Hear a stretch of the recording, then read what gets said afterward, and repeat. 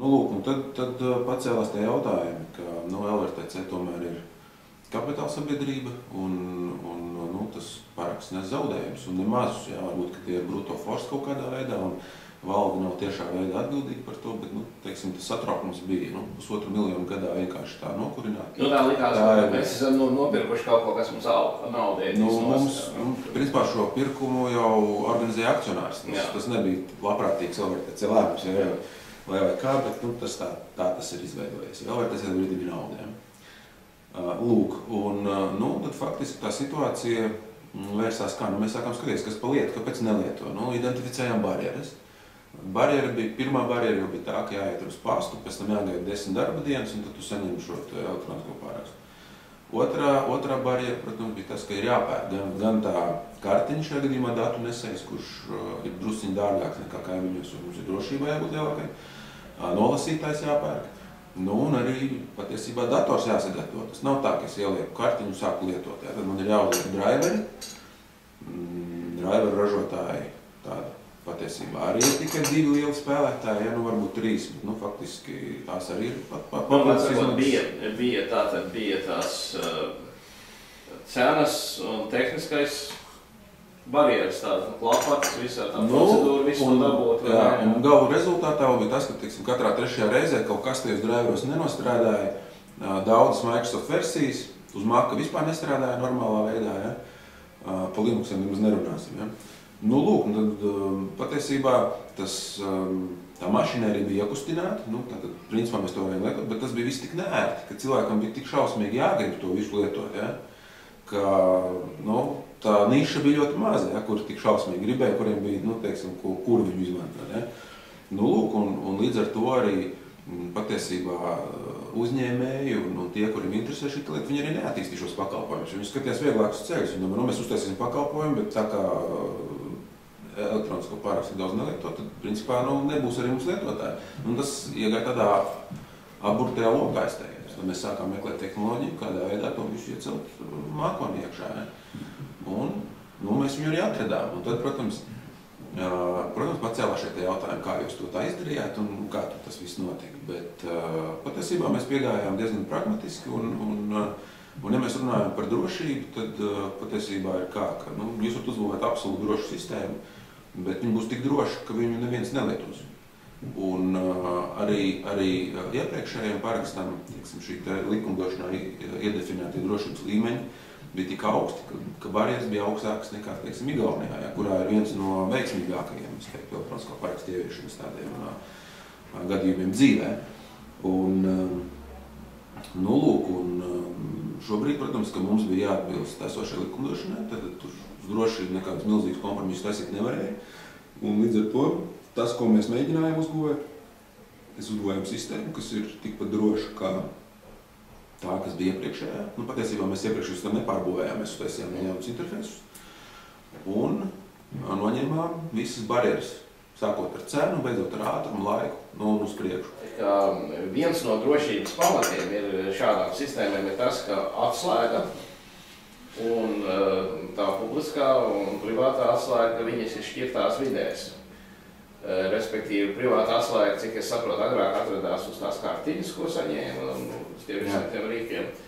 Publiskā atslēga atradās šajā ļoti superdrošā serverī. Tagad visi kā atrodās tajā superdrošā serverī.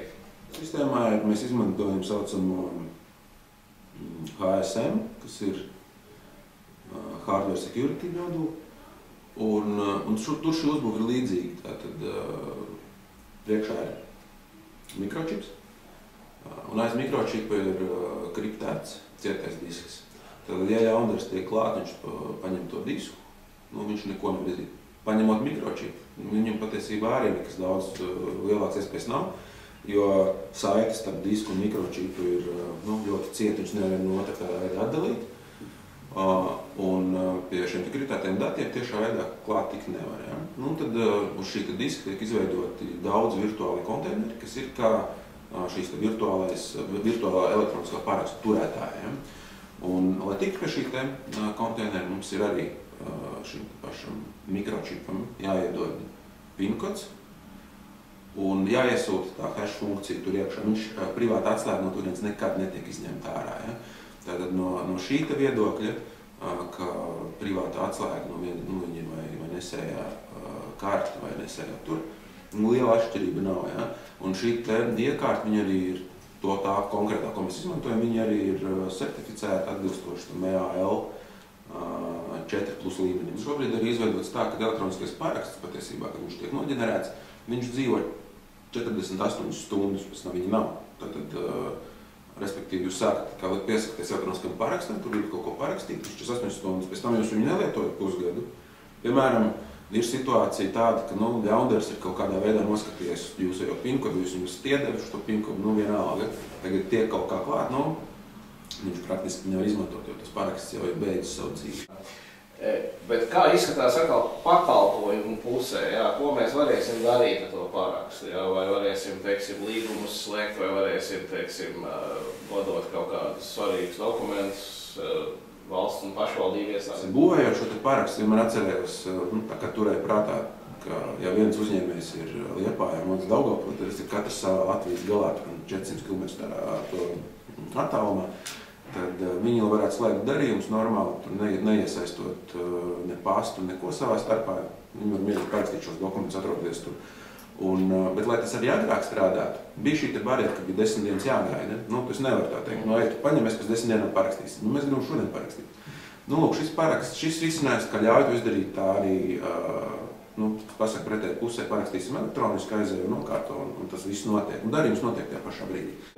Bet attiecībā uz tiem valsts elektroniskiem pakalpojumiem, tur ir kaut kāda rosība sākusies tagad? Jā, un jāsaka, protams, ka tie pirmie, kas visaktīvāk izmanto uzņēmuma reģistrs un valsts ieņēmuma dienests, acīm redzot, viņiem, viņi saprot, ka viņiem ir milzīgs tas datu apjoms, kas jāpacas cauri, un ir ērtāk to darīt elektroniski bez papīriem, kuri nepazūd un tā tālāk. Lūk, un tas, ko mēs no VTC puses darīsim, lai mēs iekustinātu šo pakalpojumu, mēs kaut kādā veidā, mēs redzam, ka pats pa sevi nekas nesāk strādāt, ja? Tas ir skaidrs. Lūk, tāpēc arī šis portāls, viņš tika veidots tā kā, līdzīgs kā internetbanka, ja, nosacīta internetbanka, lai cilvēki, kas iet iekšā, lai viņi sajūtās vidē, kuru viņi saprot. Ja? Un internetbankā mēs skatāmies, mums ir definēti maksājumi. Šeit mēs mēģināsim salikt definētos līgumus. Ja? Un tad definētie līgumi varētu būt tādi, ar kuriem mēs komunicējam ar valsts visādām iestādēm. Tas būs salikt jau pašā pamatā un sākumā. Un, protams, ka katru dokumentu liekot iekšā, mums ir pretējā pusē būs jānovienojās, ka viņi ņem pretīm, ja, un kādā veidā mēs viņiem to transportēsim. Lūk, tad tas ir, pie kā mēs patiesībā visu šo gadu strādāsim. No komerces struktūrām savukārt liela interesi arī izrāda, tagad mums būs pirmais klients būs Unicredit Leasings, un viņiem ir tas, interesē kāpēc. Tāpēc, ka ja klients izsaka vēlmi, ka viņš grib tur kreditēties vai ko darīt, viņi viņam elektroniski nevar pateikt, vai mēs to, pa kādām summām mēs to darīsim, jo viņi nevar pārbaudīt klienta kredītvēsturi. Klienta kredītvēsturi pārbaudīt tikai tad, ja ir viņa paraksts. Tad tas nozīmē, ka līdz šim vienmēr bija jāiet uz vietas, jāparakstās, tad firma pārbaudīja un pateica. Ja? Šajā gadījumā to pieteikumu vai vispār ir vērts tur kaut ko darīt un tā tālāk varēs jau aizpildīt tajā weblapā, parakstīt elektronisko parakstu, un viņi arī atbildēs, ka viss kārtībā vai gluži otrādi visos iespējamos melnajos sarakstos. Ja?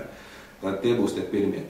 Bet skatoties tālāk, patiesībā tā auditorija arī ir lielie pakalpojumu sniedzēji, kas ir telekomunikācijās, enerģētikā un tā tālāk, jo faktiski, ja ir kaut kāda liela līguma mainība, tad viņus uzturēt drukātā veidā un parakstīt un sūtīt turp atpakaļ pa pastu.